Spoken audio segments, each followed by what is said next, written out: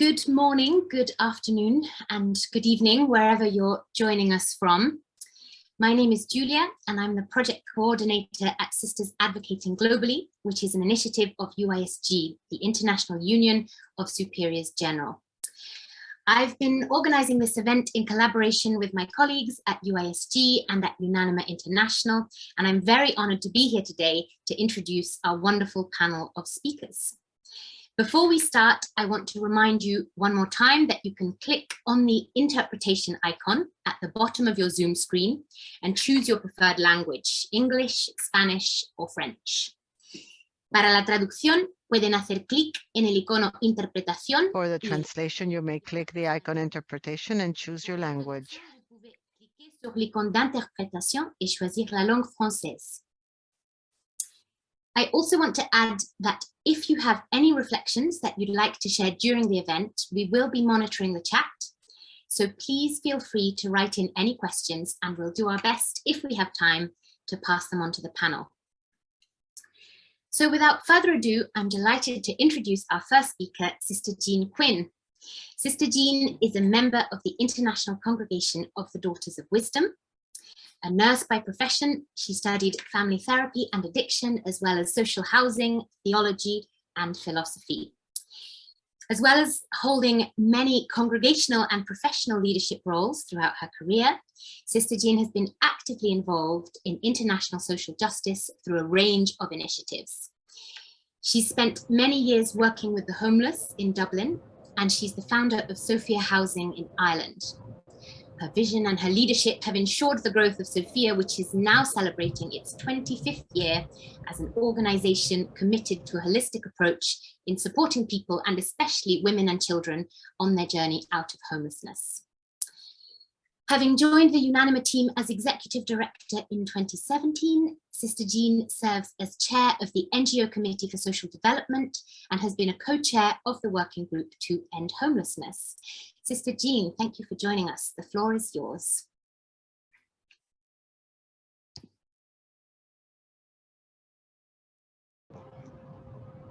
Thank you so much, Julia, and it's good to be here this afternoon. Greetings to everybody from the UN here in New York.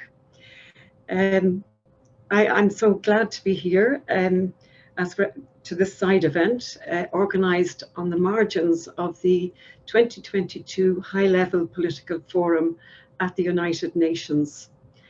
And as Julia said, I'm Jean Quinn, the Executive Director of UNANIMA International, which is a coalition of 23 member congregations of women religious with over 25,000 members and in 85 plus countries.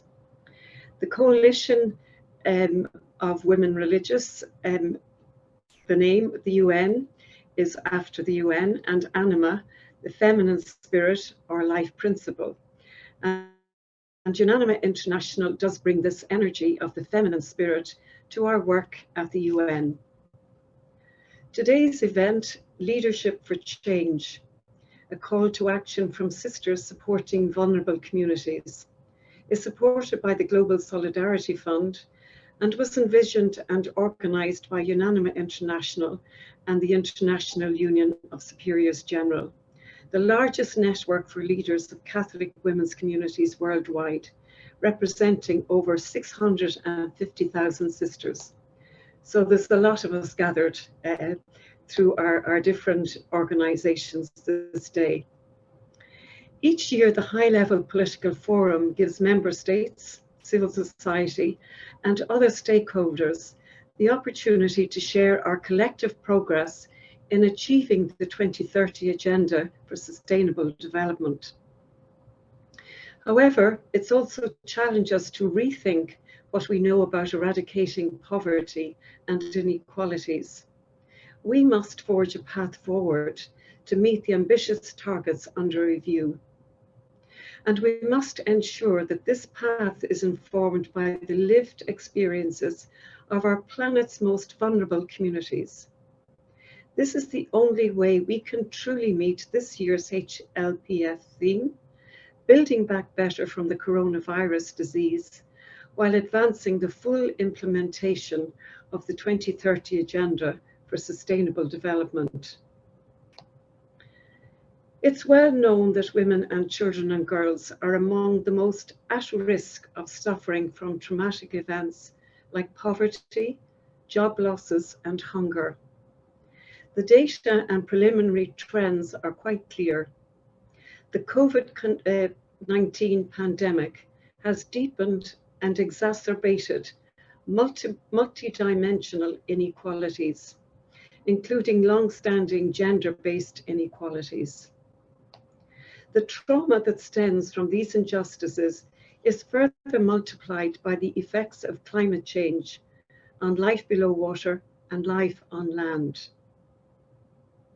These complex, systemic, and interconnected global challenges have common roots. They constrict communities, livelihoods, access to much-needed protections, and human dignity. Therefore, UNANIMA International and the UISG believes it is critical to recognize the connection between people, planet, and prosperity. Regarding Goal 14, Life Below Water, oceans are a major source of our planet's life support as they provide water, food, and help regulate weather. Our oceans also provide jobs and decent work for more than 3 billion people who depend on marine diversity to sustain their livelihoods. The oceans and Earth's waterways, when treated as a precious natural resource and consumed responsibly, are a major contributor to poverty alleviation, food systems, good health, and well-being. Goal 15, Life on Land, is another crucial area concerning poverty reduction strategies, environmental justice, and the need for locally driven solutions. Many communities rely on our planet's forests, terrestrial ecosystems, and biodiversity to feed their families and support themselves financially. Actions taken towards SDG 15 and its targets, including Target 15.9, underpin the success and realization of the other development goals. We see many examples, and will hear of many more today, where care and preservation of the land is led by Indigenous communities, women and people with lived experiences, who continue to ensure that local needs are represented and addressed. As I and the Sisters of UNANIMA International and UISG know, grassroots members are an indispensable part of the monitoring and accountability framework for the SDGs. They work tirelessly to improve outcomes for people and planet, and have been instrumental in advancing the 2030 agenda at the local level. The work of Catholic sisters, women religious, have empowered those left behind in desperate, volatile contexts. Sisters and women on the front line working with these marginalized communities are often best equipped to inform solutions based on the lived experience of the people they serve.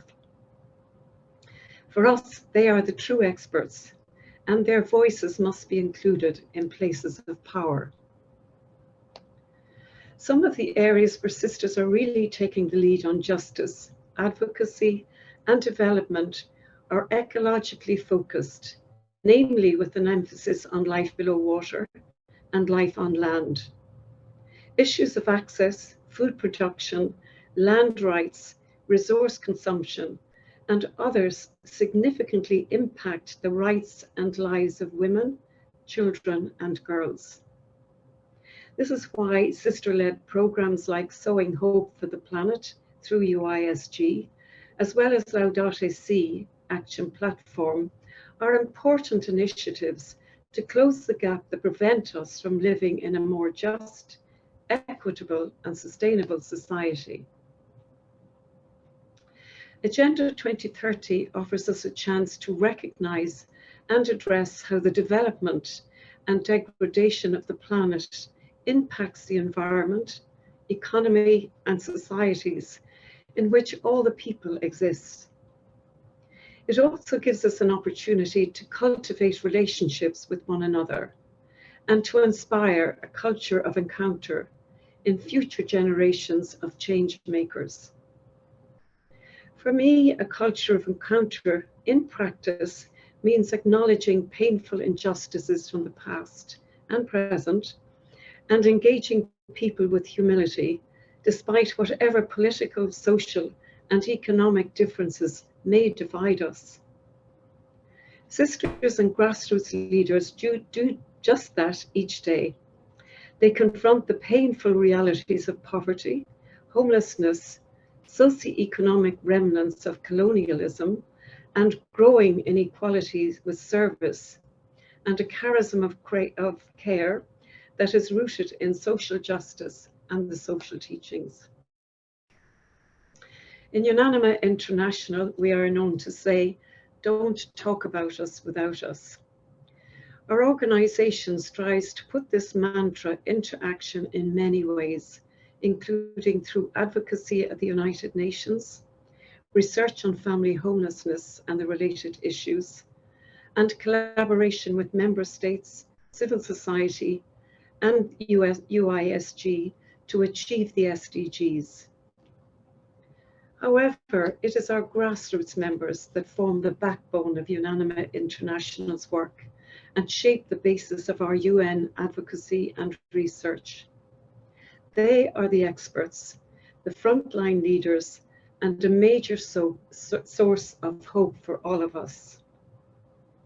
Thank you for being here today, because together we continue to promote awareness of human rights. The focus today on HLPF is on human rights. This is why I'm wearing this scarf. The protection of sacredness of all creation, and the establishment of systems and relationships in which all people are treated and impartially. Thank you.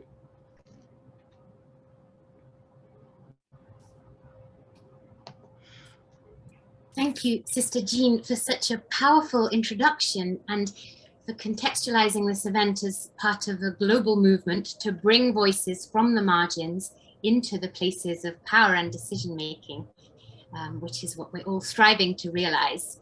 It's a huge privilege to be part of this budding partnership between UNANIMA and UISG, and of all the wonderful work that sisters are doing. So our next speaker is someone whose work is very much focused on creating that link between the margins and the seats of power. It's my pleasure to introduce Sister Sheila Kinsey, who is a member of the Franciscan Sisters, Daughters of the Sacred Hearts of Jesus and Mary. Sister Sheila is involved in action and advocacy on a huge range of issues, including poverty, human rights, migration, peace building, non-violence, and of course, integral ecology. Since 2015, Sister Sheila has served as Executive Co-Secretary for the Justice, Peace and Integrity of Creation Commission of UISG and USG, the Joint Commission of the Women's and Men's Unions of Superiors General. Sister Sheila also coordinates the UISG initiative, Sowing Hope for the Planet, which promotes the integration of Pope Francis's landmark encyclical letter, Laudato Si, into the lives of religious congregations. And she serves on the Global Membership Council of the Laudato Si movement, which was formerly the Global Catholic Climate Movement. Sister Sheila was also recently appointed by Pope Francis to the board of the Dicastery for Promoting Integral Human Development, and is a member of its COVID-19 Commission with the Task Force on Integral Ecology. Sister Sheila, it's a pleasure to be working together today and every day. The microphone is yours. Thank you very much. It's really an honor to be here with this group and to share with one another our hopes and our dreams and how we can more fruitfully work together.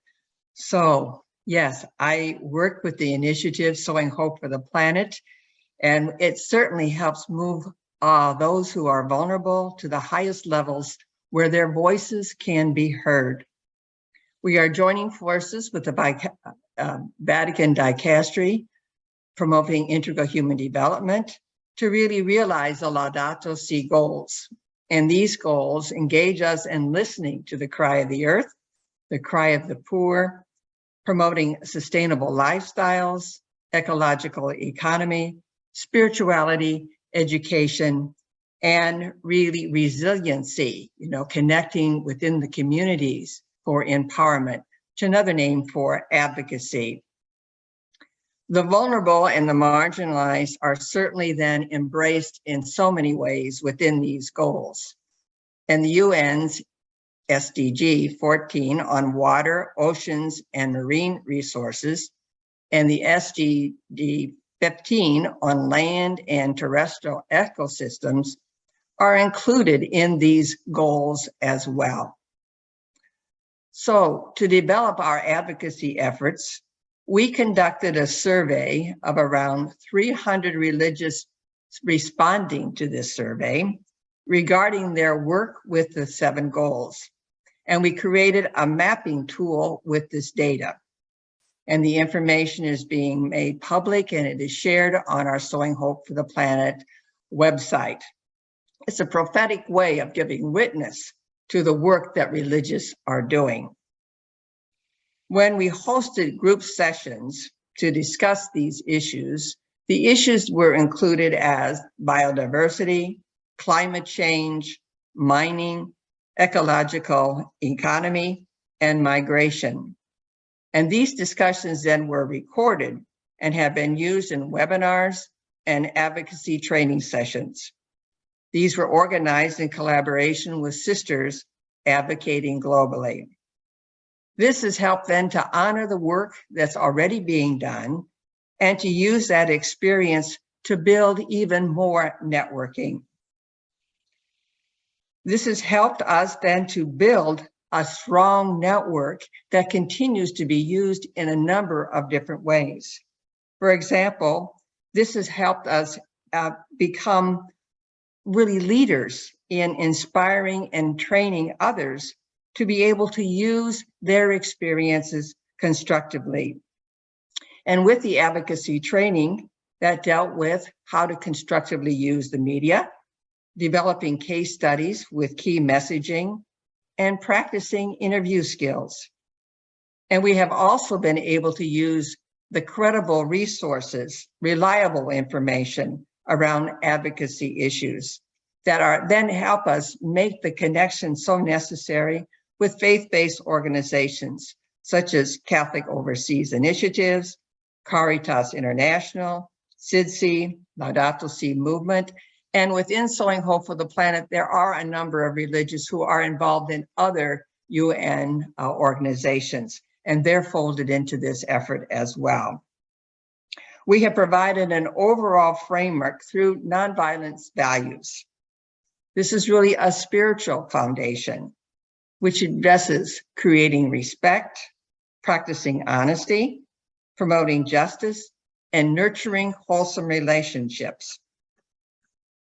This mapping tool has provided valuable information that has helped us then create new partnerships, mobilizing people around the globe to participate.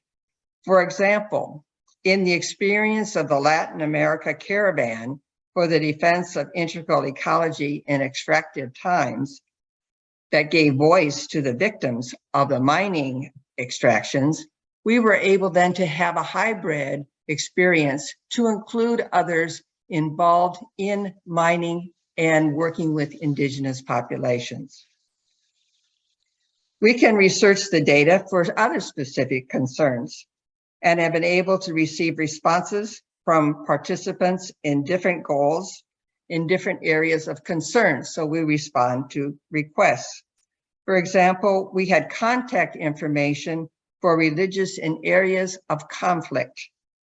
For example, we use this conflict information to collaborate with Pax Christi International and Catholic Nonviolence Initiative, and we've had prayer services for the Ukraine and also for the Holy Land, and we will continue to raise up other issues that need our prayer. And we also are including these connections with a kind of a focus then on Africa and their needs. And we have an Africa working group really being able to do that. We do advocacy then inspired by the Holy Spirit, the Spirit of truth, who continues to guide and inform us on our journey to transform the world in the spirit of the gospel. In the spirit of synodality and solidarity, we are interconnecting grassroots concerns with national and international levels. The work requires cooperation and coordination to be fully effective. One of our upcoming initiatives to realize this coordination would be the call to action from Sowing Hope for the Planet Network to global involvement regarding a community response to the needs that are listed then in the two Sustainable Development Goals. And this will be launched on July 26th. Through this call to action, we want to raise the voice of the sisters and the communities they serve, ensuring their wisdom and experience are placed at the heart of a partnership-based approach to ecological challenges. Our process includes the integration of our values as foundational for developing principles to create social change in our institutions, governments, and organizations. With this intentional, systematic approach, we are pursuing a critical tipping point for change to develop a harmonious and safe way of life for all people for our common home.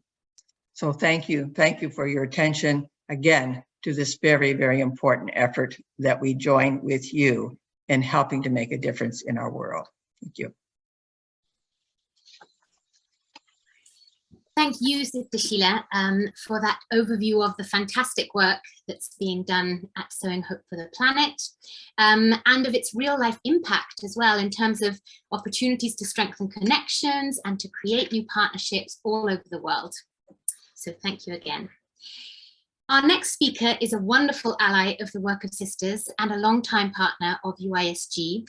I'm very pleased to introduce Caroline Byers, the Ambassador of the Kingdom of the Netherlands to the Holy See.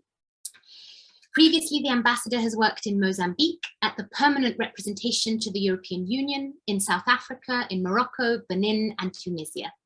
And over the years, her work has covered political issues, including human rights and security, development cooperation, and cultural, economic, and consular affairs. As Ambassador to the Holy See, she has been working particularly on peace and security, climate and environment, human rights, and cultural cooperation and exchange. Ambassador, we're very honored that you could join us today. Thank you very much, Julia, for this introduction. It was with pleasure that I accepted the invitation from the International Union of Superiors General to speak about my experience with sisters to tackle development challenges and my vision for effective partnerships to realize SDGs 14 and 15. And I am happy to share what are partly rather personal observations and partly a summary of the policies of the Netherlands. When I started in my present function as Ambassador of the Netherlands to the Holy See, I experienced everything that makes a new posting so exciting, challenging, yes, perhaps even slightly daunting. Who are useful contacts? How do I build my network? Which priorities am I going to set? How should I operate so as to be able to cater to the needs of headquarters, achieve results when it comes to the contents, establish relationships which are effective and, let me use the word, sustainable, while getting the satisfaction that I need as a civil servant, which is a beautiful expression and concept, by the way, civil servant, but also the satisfaction that I deserve as a human being by knowing that I'm doing something which is relevant and which may make a contribution to positive change. Which exactly brings me to the sisters, whose humility and ambition form a powerful mix that fuels their energy to operate as agents of change. I had the fortune of meeting a rather formidable sister, whose name I won't mention now, not long after arriving in Rome, and who invited me to visit UISG headquarters, where I got to meet her colleagues and learned about the important initiative they were or are involved in.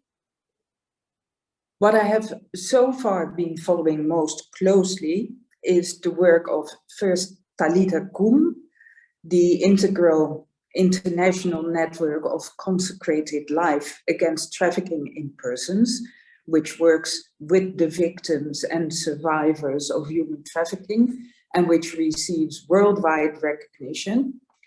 Furthermore, the International Migrants and Refugees Network, whose activities range from the very concrete response given in Sicily to creating a database, raising awareness, and not just among congregations, civil society, and journalists, but also among embassies to the Holy See, and organizing workshops.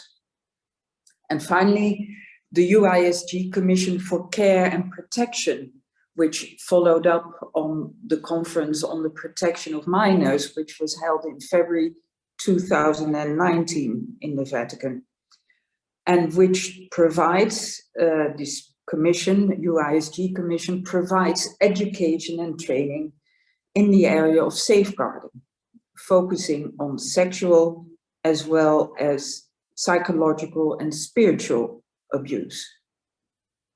Forms of abuse of power, a scourge that affects many societies, organizations, and institutions, an area where only slowly one is moving past the victim blaming.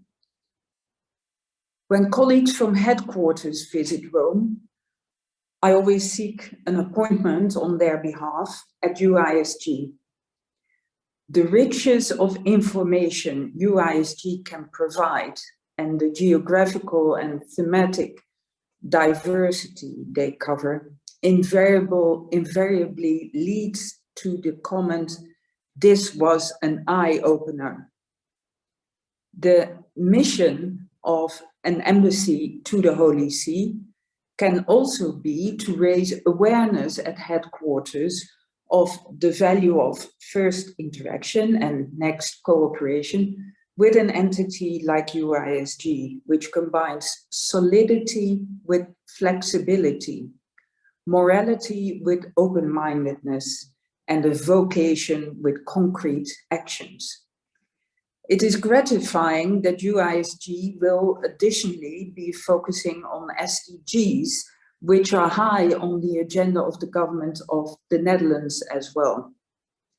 SDG 14, to conserve and sustainably use the oceans, seas, and marine resources for sustainable development, and SDG 15, to protect, restore, and promote sustainable use of terrestrial ecosystems, sustainably manage forests, combat desertification, and hold and reverse land degradation and hold biodiversity loss.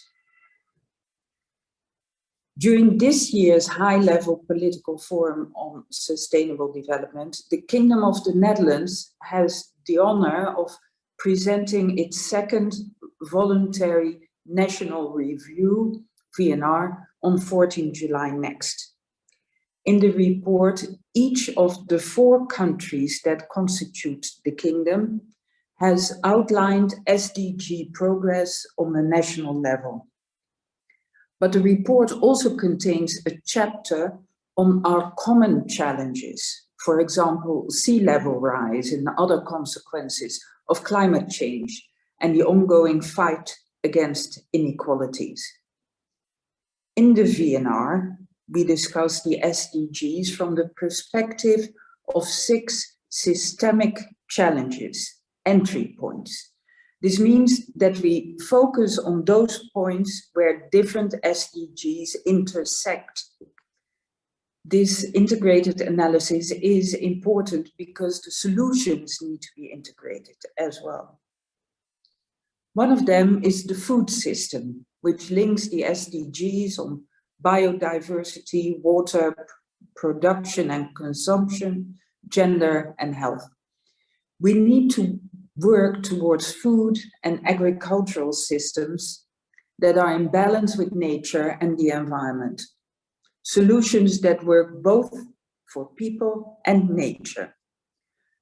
This means, for example, that in the Netherlands, we work towards a more circular and nature-inclusive agricultural system. Our national efforts must go hand in hand with international cooperation. This is why we support partner countries and international initiatives to help them to achieve the SDGs on biodiversity in their countries as well. We apply an integrated approach here as well by focusing on biodiversity in our existing development and foreign trade policies and programs.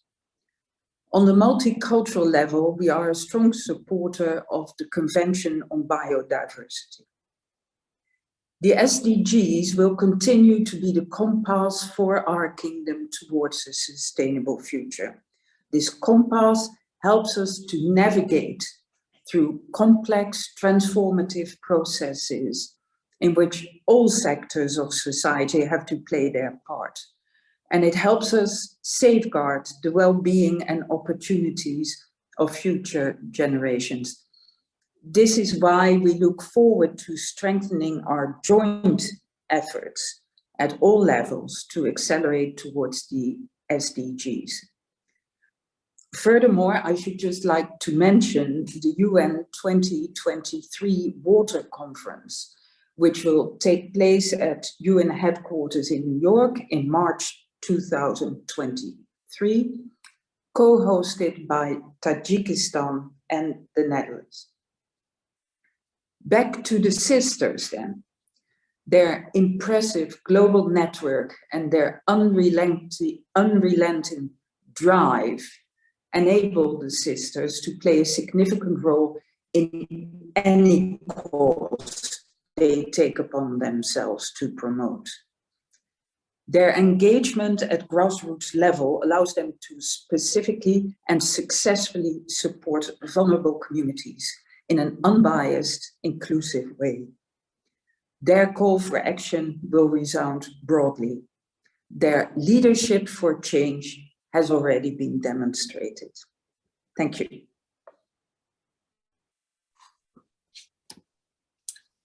Thank you, Ambassador, for sharing your experience of the work of sisters and your reflections on the value of partnerships. And it's really fantastic to hear your thoughts as well on the intersectionality of ecological issues with other development challenges, because this integrated and holistic approach to achieving a balance between people and our planet really resonates so strongly with the work and with the vision of sisters. So thank you very much for joining us. Next, I'm very pleased to introduce Sister Rose Bushem, who is a missionary sister of the Holy Rosary and formerly a senior lecturer in Nigeria. Sister Rose holds an MA in Religion and Religious Education and a PhD in Theological Studies.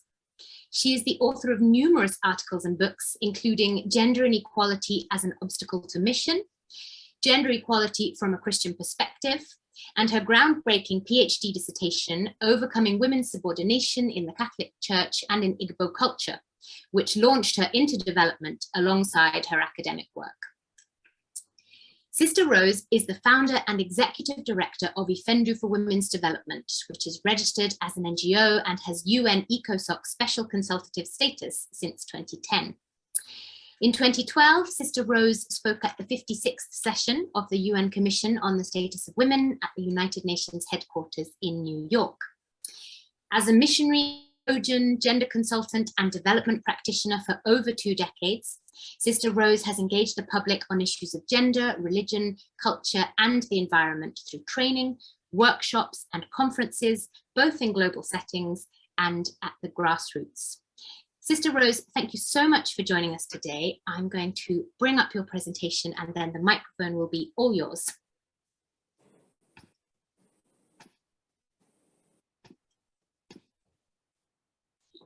Thank you, Julia.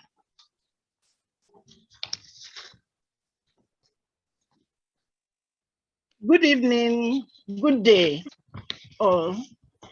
As Julia has told you, I am Rose Uchem, Missionary Sister of the Holy Rosary and the Executive Director of IFENDO for Women's Development. IFENDO seeks and allocates support for financial and material support from private individuals and corporate organizations.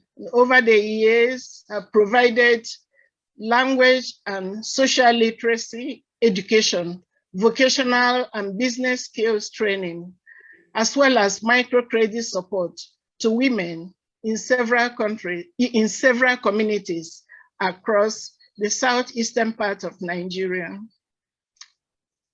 In addition, IFENDO supports women to develop essential skills in spoken and written English, and particularly to record their business transactions. And this improves their standard of living thanks to increased and diversified income sources from gainful self-employment.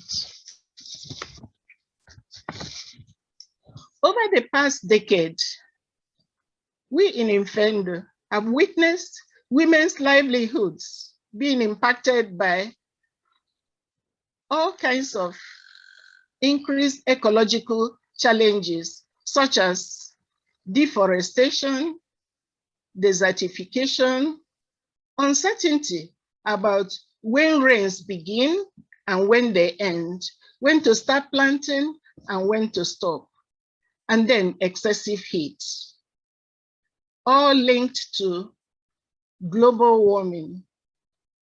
We know that these are due to harmful, destructive practices, such as exploitation of forest resources, felling down of trees, leading to loss of biodiversity. And one challenge that was very pervasive in the communities we have been working with is bush burning. And this is also linked to the activities of youths who don't have employable skills and competencies. And there is the high demand for firewood for cooking and then charcoal. We even recently learned about a Chinese company that is contributing to this, exporting charcoal outside the country. These are severe challenges, and particularly in contexts where governance at higher levels have become kind of weak over the months and the years. And then there are other causes such as intensive farming, use of chemicals, and hunting connected with bush burning.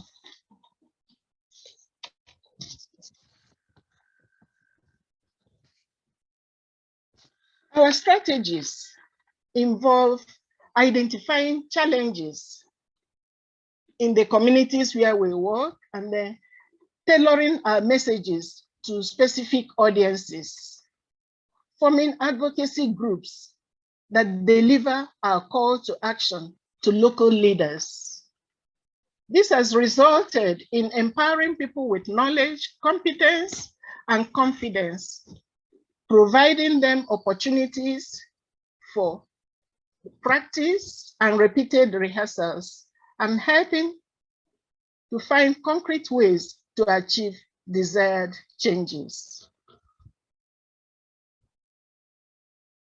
Our audiences include the traditional rulers, the Igwe and council, those that are responsible for governance at the local level, and then the local government chairperson, as well as the parliamentarian representing the specific community in government.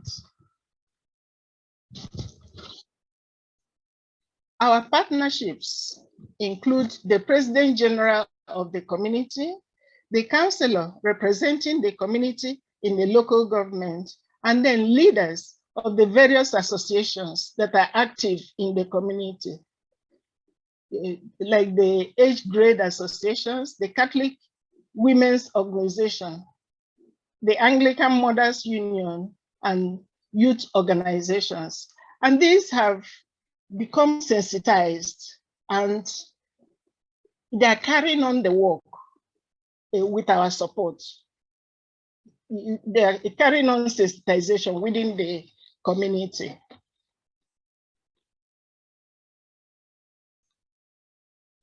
In the course of our work in the community, we strengthened partnerships, and a group emerged that took on the responsibility of carrying on advocacy at community level and meeting all those partners they have identified.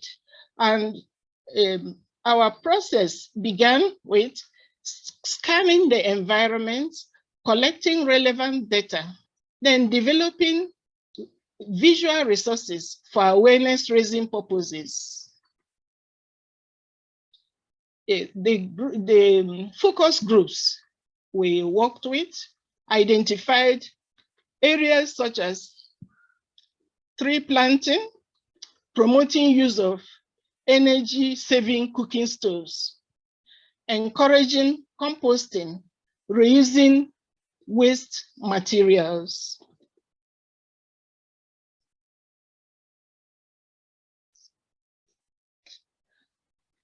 A preliminary consultative meeting, Ifendo held with community stakeholders, resulted in a series of trainings on climate change with the 4 communities comprising Neke.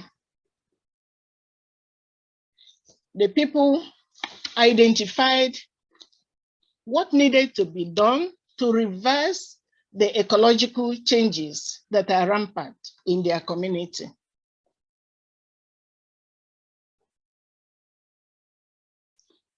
So,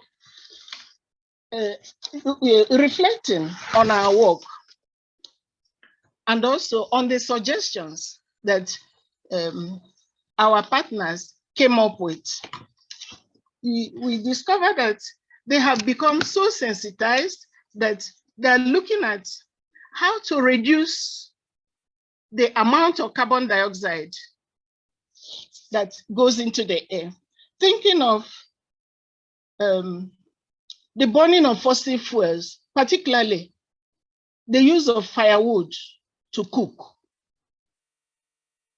And to address this, attention is being given to developing energy-saving cooking stoves. That is a short-term measure.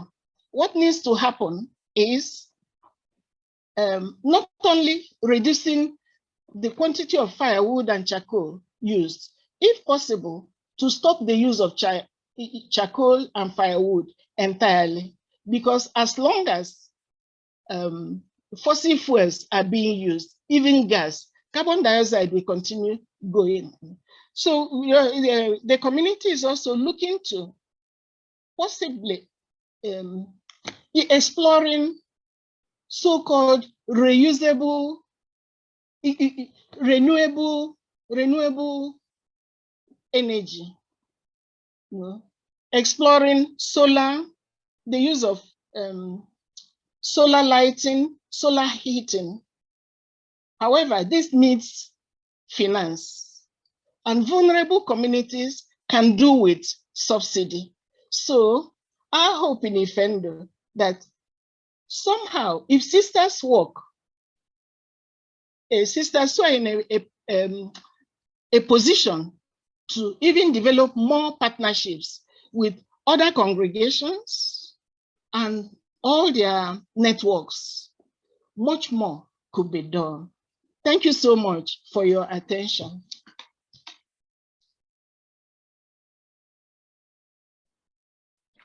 Thank you very much, Sister Rose, for joining us and for giving us such a clear snapshot of your work that really highlights two of the points that other speakers have mentioned today. First of all, the intersectionality of human and environmental challenges, and also, crucially, the value of partnerships at the grassroots and more nationally and regionally and globally to raise awareness and to move towards that critical mass of people engaged with change, that tipping point for change that we often talk about at UISG. So thank you very much, Sister Rose, for your valuable contribution. Our next speaker, Aralise Bellerini, is unfortunately unable to join us today. So I'm going to move on to our contribution from Sister Anne Carbon, who has shared her powerful testimony via interview, and will be linking to her video in just a moment. Sister Anne is a member of the Missionary Sisters of St. Columban, who currently works in Pakistan. And previously, she has worked extensively with the Subanon indigenous people in the Philippines, which is her country of origin. She's been on the front lines in the Philippines of advocacy on mining and indigenous land rights. And she'll be talking about learning from indigenous communities to live in harmony with the environment. Sister Anne's story sends a really strong message on the potential of partnerships to empower marginalized community, and also, in my personal opinion, on the ingenuity and incredible perseverance of sisters who are tackling some of the world's toughest challenges at the intersection of human rights and the very future of our planet. So over to Sister Anne. I have to mention a bit about indigenous peoples because they are very much connected with the land. I work in the southern part of the Philippines with the Sabanan peoples. I saw and experienced a culture that is pure, sustainable, and deeply connected with nature. So when I got to know the people and the culture, one thing that really struck me right away was that they were very present with the moment, simply, and just with the basics. When the settlers, I call them Visayan culture, came, they bought some of the Sabanon land cheaply. And unfortunately, because of lack of education, most of the Sabanon sold their lands and they moved up higher ground to settle. So the settlers used chemical fertilizers and plant twice a year or even 3 times to produce more. And this method, of course, slowly destroyed the land and somehow gave a bad influence to the Sabanan people who learned to get attracted to gain more. So when I look at the reality now, I see the modernity and consumerism and lacking connection with Mother Earth are contrary to the values of the indigenous people. So I could see clearly how the indigenous people live and embrace the culture of interconnectedness with Mother Earth. They have beautiful values that we have destroyed, especially superpower countries because of greed and desire for acquisition of goods from the natural world, as if there's no more tomorrow or for future generation. The sisters have worked there for 3 decades and have developed a sense of trust among the people. So the presence of the missionaries were a great help actually, because the people were able to know their rights. They defended them from their government monetary vested interest towards mining companies. And unfortunately, some local peoples were paid to campaign for pro-mining, and even some of the Sabanon leaders were paid to agree on the side of the government. So in the late 90s, the sisters worked and the staff worked hard on giving education to people on the effects of mining and we gathered a lot of signature campaigns. And the foreign mining companies from London, the Rio Tinto zinc companies, actually came to visit us together with the local government representatives. And by then we had gathered thousands of signatures from the people, so which was a blessing. So enticing promises were given, like road construction, we will give you schools, will be built, and electricity to remote villages be provided. But the people were well aware of the consequences of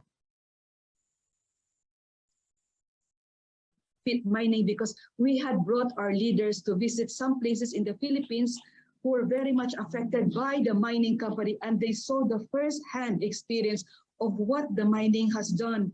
It stripped off the biodiversity, the water was contaminated, the rivers dried up, and people with skin and stomach diseases from the effect of the cyanide.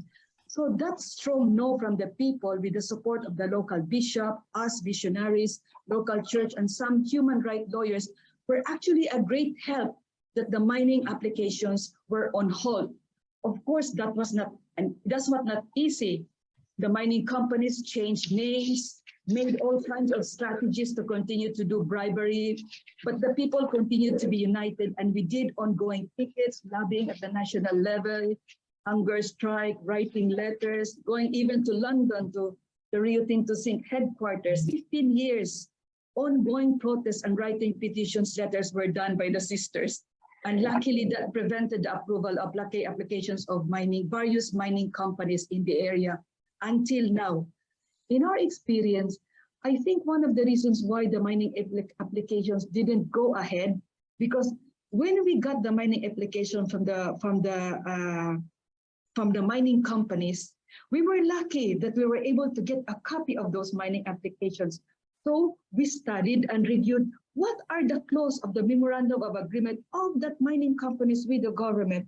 It is within the government legal jurisdiction of what they said, and what are the promises that they said before, during, and after mining. Because in our experience of that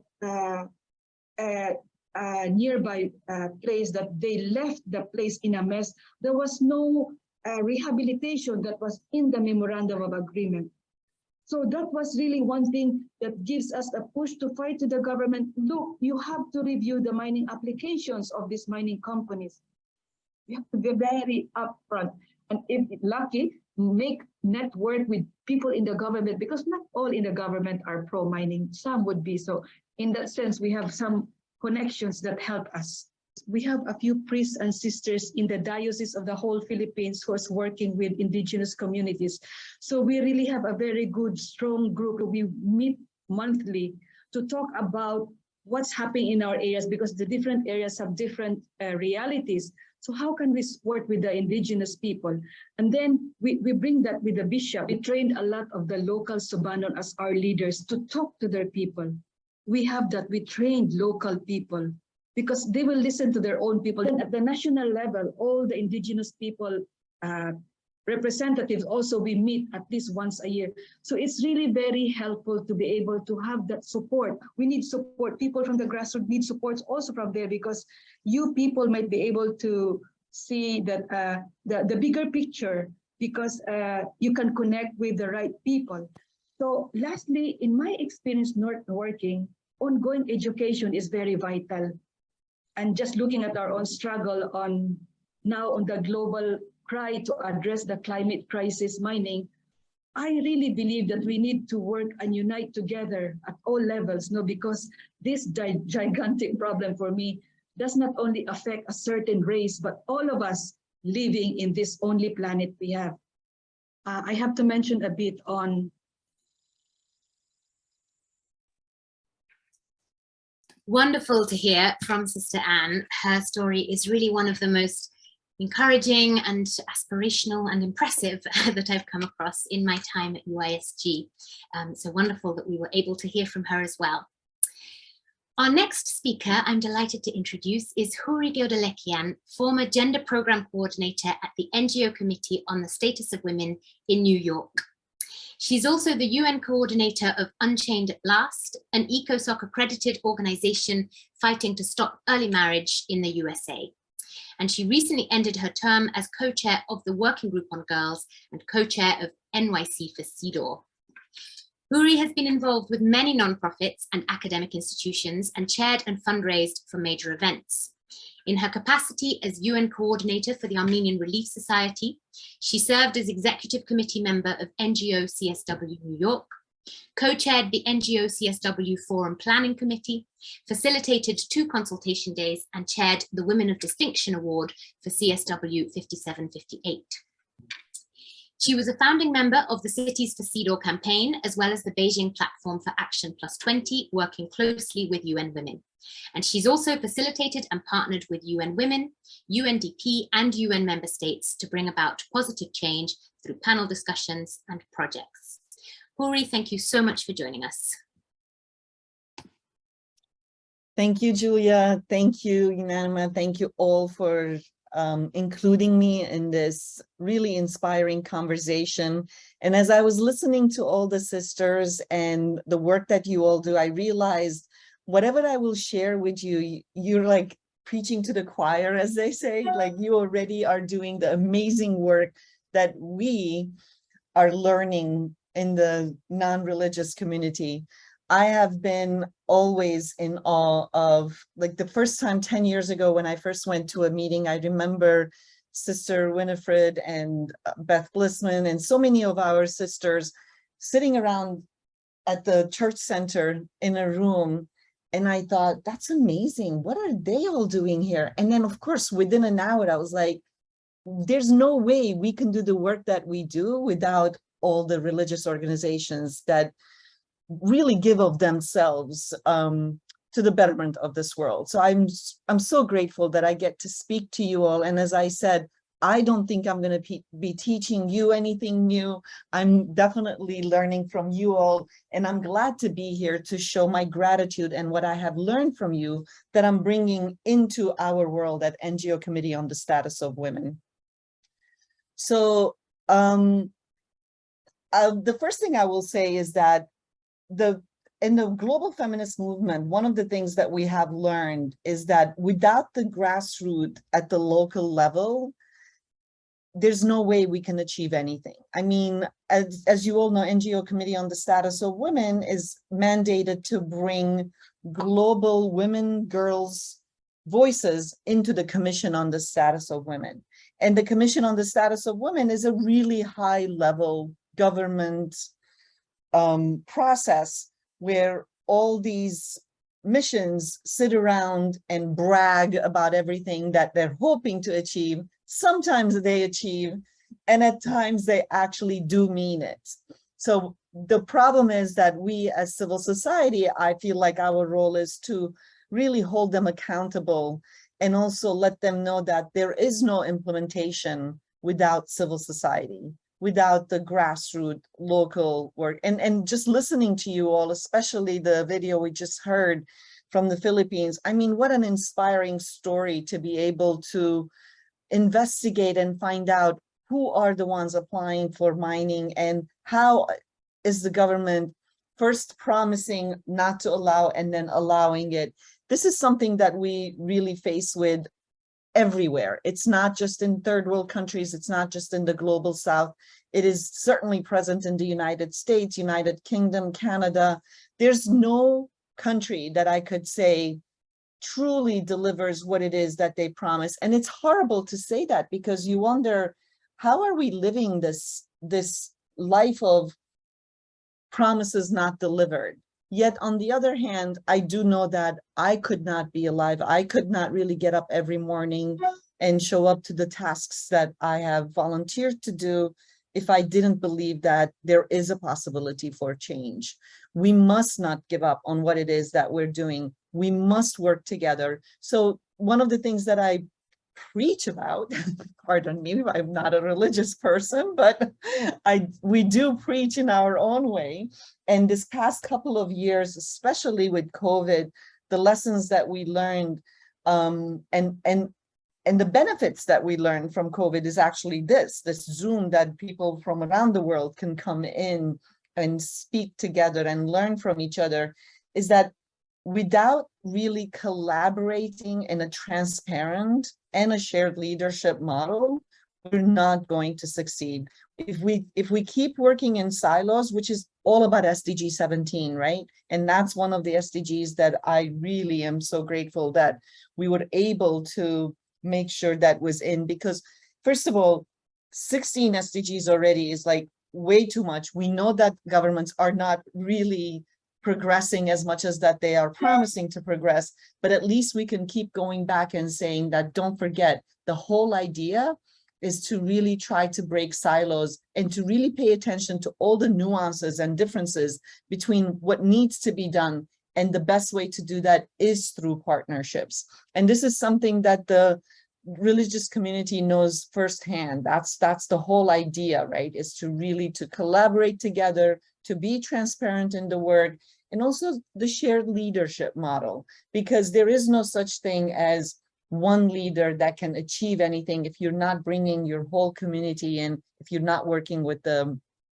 grassroots and the local women and girls and men, our supportive men and boys that really want to help us achieve what we are promising. I actually would like to just stop at this level and just say, maybe we can have a discussion, maybe we can do some Q&A, because I would love to hear from others and try to see if we can have a discussion over these amazing stories that we're learning from each other on what is happening at the local level. So thank you again for having me here, and I look forward to our discussion. Thank you so much for joining us today, for contributing your perspective, and for the validation as well of all the work that's being done. It's fantastic to hear that from your point of view. So I think actually now is a good time, in fact, if anyone would like to raise their hand for a question to one of the speakers. Now is a great opportunity before we go to Sister Pat.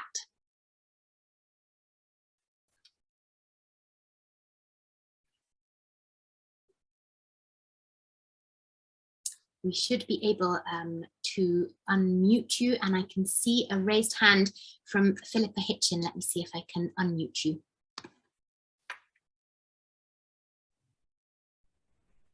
Hi. Philippa. Thank you for joining us. That's a pleasure. It was really interesting to hear, not just from this global perspective, but also those really concrete examples from Nigeria, from the Philippines and elsewhere about the amazing work that sisters are doing. You're talking, I'm working currently for the Lutheran World Federation, and I hear you talk a lot about partnerships. And I'm just wondering, I heard earlier on some of the partnerships across the Catholic world, the UISG working closely with people from Caritas and SIDSE, and many different Catholic organizations. I'm just wondering if anybody could perhaps talk a little bit about ecumenical and interfaith partnerships, how important they might be for the work that you're doing, particularly in countries where the Catholic Church is a very small minority, for example. That would be one question, and if it's possible, also a question about COVID. I'm just wondering how much COVID, the whole pandemic, the last couple of years, has set back the work that you're doing, and how perhaps, we're talking about building back better, but whether there are any specific ideas to perhaps come back and really rebuild, and lessons learned from COVID, I suppose, is the question that I'm asking. Thank you. Thank you very much for those questions. I know Sister Sheila has recently been on an interreligious delegation to Kiev, so I wonder if she would like to start us off by talking about that and any other interreligious partnerships, and then if any other speakers would like to contribute to that question or the question about COVID, they would be very welcome. Sister Sheila. Thank you very much for your challenging questions, because these are the ones that we need to be about. And I think COVID has helped us become more interconnected, particularly like through these Zoom meetings, and that we've realized that the importance of being together is essential for us to move forward. Yes, I was recently a part of the World Religious delegation. It had Muslims, Jewish leaders, and Protestant Catholics involved in this effort. And we were called by the mayor of Kyiv for us to really step up and be persons of peace. And our role was to pray and to be in solidarity. So I talk about coming together with us of the different denominations to speak about what it is that we feel our religion should offer to one another. And we were so moved by the response of the people who were greeting us. You could see how they were trying to work together. The different faiths were trying to work together to see how they could survive under these circumstances. So it was moving in the sense that you found what really matters in people's lives. And it's about relationships, and it's about caring for one another. And the churches were the main places that the people were coming to for that kind of assistance. Now, of course, they can't do this by themselves, so that you have other organizations. I mean, you talk about the environmental issue and being raised in terms of the wheat and the food production. All of these demand that we work together. I mean, we're talking about the petroleum. We're talking about what are the alternative energy sources? How can those take place? So we're working like with 365, Greenpeace, different other environmental groups to be concerned about the human rights issues as we continue to address the issues that we talk about the environment. But we can't talk about climate change without dealing with biodiversity and dealing with areas that people have to have their rights protected when they are working in the jobs. There is this saying, clean energy, dirty jobs. So it's about how can we work together. And basically it's the local people, depending upon where they are, how they can find ways to work together. And it certainly came through in the mapping that we did. That was 600 pages of mapping, so the information was quite a library. They would list all of the different organizations out of which they were cooperating. So it's essential that we find ways to work together. Thank you. Thank you, Sister Sheila, very much. And I wonder if any of the other speakers want to say anything about those questions. If Sister Jean wants to share anything from the UNANIMA perspective, the floor is open. I'm a last speaker, so maybe I could just add something in terms of the interfaith work. There was a very interesting initiative in the Middle East called Wells of Hope, where Christian Muslim women are working together with this very small group of sisters involved. And as women of faith in Lebanon, Syria, Tunisia, Algeria, Egypt, they're tackling the scourge of human trafficking. And they produced, with the help of a very fine producer, a documentary called Wells of Hope, which used a Syrian storyteller, woman storyteller, to tell the story of a young woman who was tricked into marriage, kidnapped, killed, her organs used, and using that as an example and as a tool for awareness raising. So I see this as a very, there are so many issues and areas where we can collaborate across our different faiths. And for me, this is a particularly moving example. And I think it shows we as sisters, not as leaders, but as joiners, helping to initiate something, but being part of what's happening there. And just my comment on COVID and building back better, which Philip asked, I think we've learned so much to put the human person at the center. That as we begin to build back, and UISG was able, through the help of several foundations, to give support during COVID time to religious sisters and their wider community to actually have the kind of protection that they needed, the safeguarding, but also sometimes the food that was needed. Very basically, I think that effort in itself built new community relationships. So I think sometimes a tragedy like this can give us a basis from which to move forward into the future.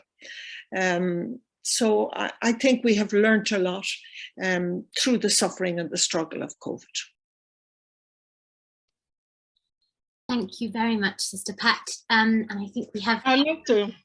Yeah, Rose. Oh, hi, Yes. Sister Rose. About ecumenical collaboration. I'm happy to testify that the participants we work with, they're from different Christian denominations and even non-Christian, I mean, people who practice traditional African religion. The coordinator of our women's microcredit group, the coordinator and the assistant, they are not Catholics. And then some years ago, we received funding from World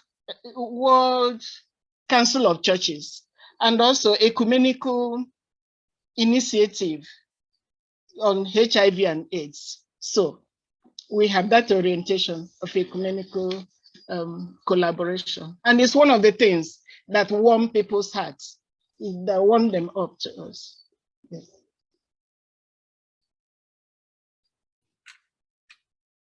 How wonderful, Sister Rose. It's brilliant to hear that those partnerships are happening at every level. And I think Sister Jean was going to share something. I saw her microphone open.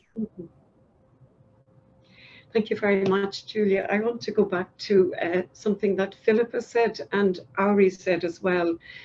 And when we're talking about sisters, I was very struck, Ari, that we are sisters together here at the UN. We work with people of all faiths and no faiths, but one of the important things for all of us is that we are somehow in conversation together about what is important in our world. And all of us hopefully are bringing something prophetic to that experience. And so I think that's one of the important things for me working here. Secondly, I feel very challenged by COVID-19 because in relation to sort of the multidimensional inequalities that took place during COVID. And last week we were at the EGM in preparation for next year's Commission on Social Development, and we were talking about the informal work. And during COVID-19, it was women, the highest number of women were out of work, meaning that children as well didn't have food and were in abject poverty. And that has been a challenge to see how can the global community, how can the member states redress that balance. So these are some of the things that have come up as really important to us here working together at the UN. And so that's just what I want to add to that. Thank you so much, Sister Jean. And I see the ambassador has her hand up. Thank you. No, I was going to say, and this wouldn't come as a surprise to Sister Pat and some of the friends online. I was going to say, don't forget, one should cooperate with all people of goodwill, not just with people who have a faith. But then Sister Jean already mentioned how she's working with all faiths and no faith. So that was covered actually. Thank you. Thank you all very much for those contributions and those reflections. So I think we're almost out of time, which means that I will go to our final speaker, Sister Pat. And it's my pleasure to introduce her formally. Sister Pat is a member of the Institute of the Blessed Virgin Mary, known as the Loreto Sisters, and she's the Executive Secretary of UISG, the International Union of Superiors General, which, as someone has already mentioned, is a membership organization for the leaders of Catholic women's congregations, representing over 650,000 sisters around the world. Sister Pat's ministry is inspired by a lifelong commitment to issues of justice, peace, and education. From 2009 to 2014, she served as the Executive Director of Solidarity with South Sudan, a network of religious institutes training teachers, nurses, farmers, and community leaders. Since 2014, her work at UISG has included launching our project, Sisters Advocating Globally, which aims, as we've said, to raise the voices of sisters and of the communities that they serve on the global development stage. Sister Pat, the floor is yours. Thank you very much, Julia, and thank you very much to all our speakers this today, whether it's morning, afternoon, or evening, wherever you are. I think as sisters, you know, we are a great number on the ground, and we've always been close to the people. I was very struck in our sharing today. You know, you have examples from Sister Rose and Sister Anne of really insertion at the grassroots into the real needs of people struggling for a livelihood, for development of themselves and their families, as well as looking at the destruction that mining or other practices can cause to the local environment. We've always been there, but in a way, we're learning a new leadership. You know, those of you who are sisters will recognize that often as religious congregations, we worked in silos. And we've had to learn to work across. And we say at UISG, never do alone what we can do together.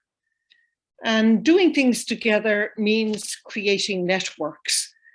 And you had the example today of Sister Jean and Sister Sheila, who both lead very influential networks, one at the UN and the other at the global level. Sister Rose herself spoke about networks at the local level. So we're there able to weave relationships across the community, wherever we are. And we have this added advantage of being able to go from the local to the global because of the presence of sisters and others who support our work at the United Nations. And then we have the networks of ambassadors and others who connect on behalf of their governments with religious sisters. I always say to religious sisters, go knock on the doors of the ambassadors' residences in your country and tell them what you're doing and ask for their support and help, particularly in areas where governments, for example, Ambassador said to us today, she pointed out the areas that her government is very interested in. So at UISG, we try to identify those areas, whether it's protecting women and children against violence or anti-trafficking or developmental issues. We try to nurture the partnerships with the ambassadors whom we know will give us support and in some cases give us finance in order to carry on the work. But it's about relationship and authenticity. I think we can't speak unless our life speaks. And I'm, you know, very moved this evening, as I always am, when I hear those of you on the ground. You inspire those of us who are, in a sense, trying to weave these other networks on your behalf. We're not doing it alone. We're doing it on behalf of raising the voice of sisters worldwide. Why? Because in the past we did the work, but we really weren't aware of the powerful entry point we had because of the authenticity of our life, mission, spirituality. You who are on the ground and we who are knocking on the doors wherever, we can do it because of you, because of the witness of your life and your work day in, day out. Because not only can we give you space to speak, but more importantly, I think we have to give space to the people who are suffering to speak their truth. And I'm always very grateful to UNANIMA and other organizations who actually create space at high-level events for those on the ground who are suffering from whatever issue to raise their voice in places of power. I think of sisters who give witness every day, like you, but some also give witness in a very strong and striking way. I'm thinking of Sister Gloria from Colombia, who was captive for 4.5 years in Mali. I'm thinking of Sister Anne, who stood in front of the troops in Myanmar and begged them not to shoot the young people. I'm thinking of the sisters and brothers in Sri Lanka who formed a barrier recently when people were protesting about the lack of fuel and the lack of food in their country. So sometimes we're visible, but most times we're invisible. But let us raise our voice when and where we can, but particularly through partnerships. And I repeat again, don't do alone what we can do together with others. In an interfaith and cross-faith basis, but also with all men and women of goodwill, people who want to make a difference. One of our strategic partners is the Global Solidarity Fund, which brings together many foundations. And the Global Solidarity Fund itself has partners with many companies and businesses in the private sector.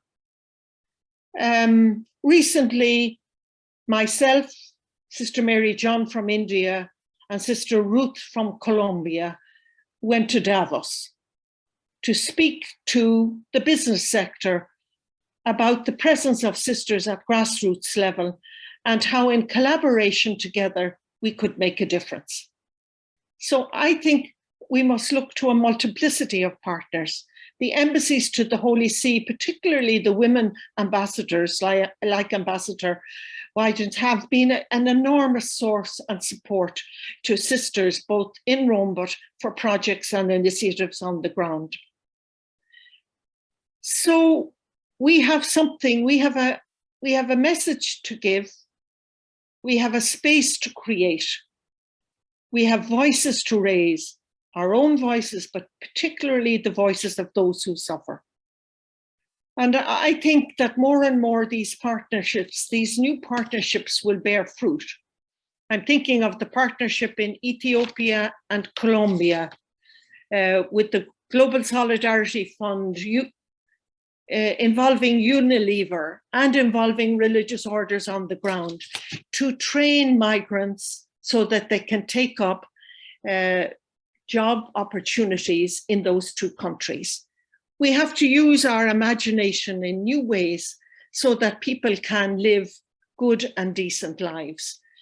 So today, I think it was Huri said to us, let us have conversations.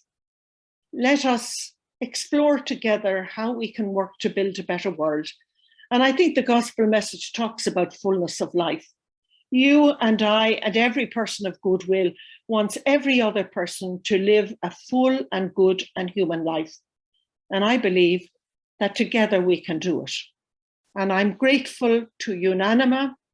I'm very grateful to GSF for the partnerships that we are creating and for others. I mentioned the embassies, but also with businesses and beyond, where we can create a new way of living, where we put this, as Pope Francis says, put the person at the center of everything that we do. Thank you very much for listening to me.